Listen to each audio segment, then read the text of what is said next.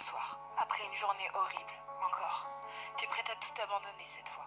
Tu vas dans ta chambre, tu fermes la porte et tu prends ce morceau de papier, cette lettre de suicide que tu as écrit maintes et maintes fois, encore et encore. Tu prends cette lame de rasoir et t'ouvres les veines pour la dernière fois. Tu prends cette bouteille de pilules et les avales toutes. Tu t'allonges patiemment, tenant cette lettre sur ta poitrine. Tu fermes les yeux pour la dernière fois. 1 heure plus tard, ton petit frère toque à la porte pour te dire que le dîner est prêt. Tu ne réponds pas, alors il entre. Il voit seulement que tu es allongé sur ton lit, alors il pense que tu dois dormir. Il redescend et dit ça à ta mère.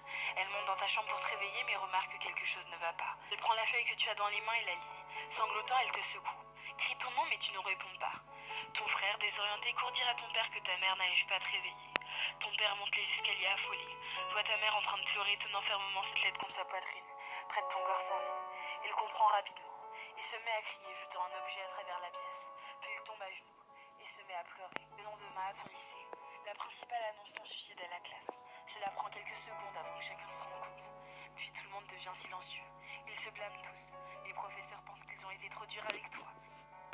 Les filles populaires pensent à tout ce qu'elles t'ont dit de méchant, bêtement.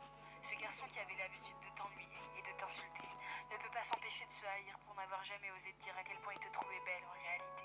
Ton ex-petit copain, celui à qui tu disais tout, celui qui t'a largué. Pourtant, il ne peut pas supporter d'entendre cette nouvelle. Il s'effondre, se met à pleurer puis quitte la classe. Ses amis, il sanglote aussi, se demande comment ils ont fait pour ne pas se rendre compte que quelque chose allait mal. T'aurais aimé pouvoir t'aider avant qu'il ne soit trop tard. Et ta meilleure amie, elle est en état de choc. Elle ne peut pas y croire. Elle savait ce que tu traversais, mais elle ne pensait pas que ça allait aussi mal, au point d'en finir. Elle ne peut pas pleurer. Elle ne veut rien ressentir. Elle se lève et sort de la classe. Dans le couloir, elle s'effondre par terre, tremblante. Se met à crier, mais aucune larme ne sort. Quelques jours plus tard, à ton enterrement, il y a la foule. Beaucoup de gens te connaissaient. C'est cette fille pétillante, celle qui était toujours là pour les autres. L'épaule sur laquelle on pouvait pleurer.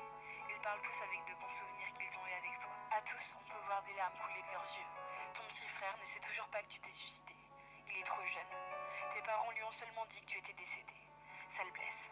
Ça le blesse énormément. T'étais censée être sa grande sœur. Tu étais supposée être toujours là pour lui. Ta meilleure amie.